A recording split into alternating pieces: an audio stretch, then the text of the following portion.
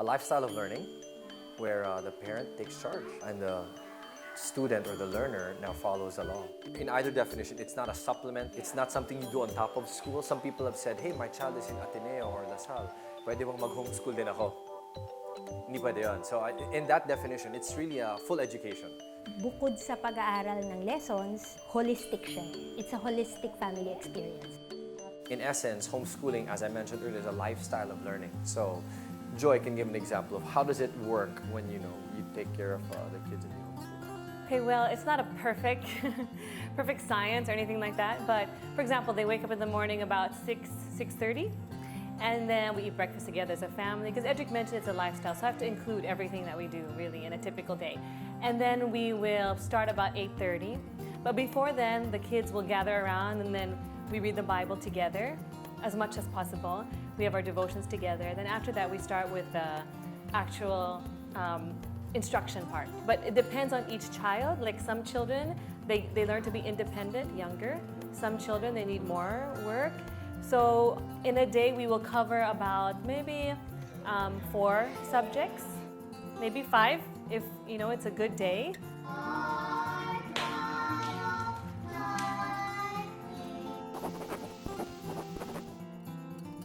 First, I think from an academic perspective is the customized learning environment. You could pace it based on how they learn, then they would learn better.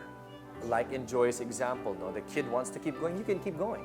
The kid wants to stop because they're tired, they want to regroup, then you can do that.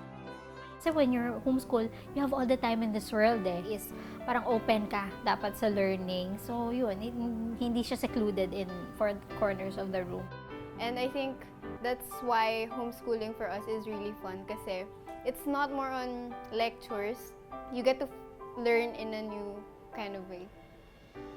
Ang blessed ko because I get to study in a kind of homeschool way kasi there are a lot of freedoms, and then I get to discipline myself and I get to self-study, and I have more time with my friends and with my family. Another aspect of customized learning is the interest. So I had the 35 college students, some like basketball, some like shopping, some like boys, some like girls, and my topic was marketing. If I could use what they like, when I used basketball to talk about marketing, the guys who liked it came alive. Yeah. The girls that didn't like it, they tuned out, right? So that's the disadvantage is you cannot cater to all the interests of all your students at one set period.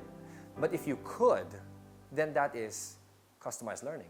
So in a homeschooling environment, we have 5 kids. Joy can go to each one of them and now address each of their interests. For example, Titus, our 3rd son, he was a very physical child, and sometimes physical children can be intimidating because they don't sit still all the time and they seem distracted. Yes. And maybe if they were to go to a conventional school, they would be labeled as even ADHD.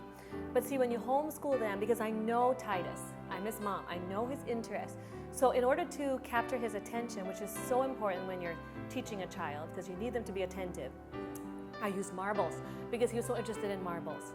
So when I was teaching him math, instead of just, okay, we have to learn 1 + 1, 1 + 2, this is when he was little, I used marbles to physically show him how to do arithmetic so that he's engaged. So I use their interest to capture their attention so they're engaged. And because it's meaningful to them, they will participate in the experience.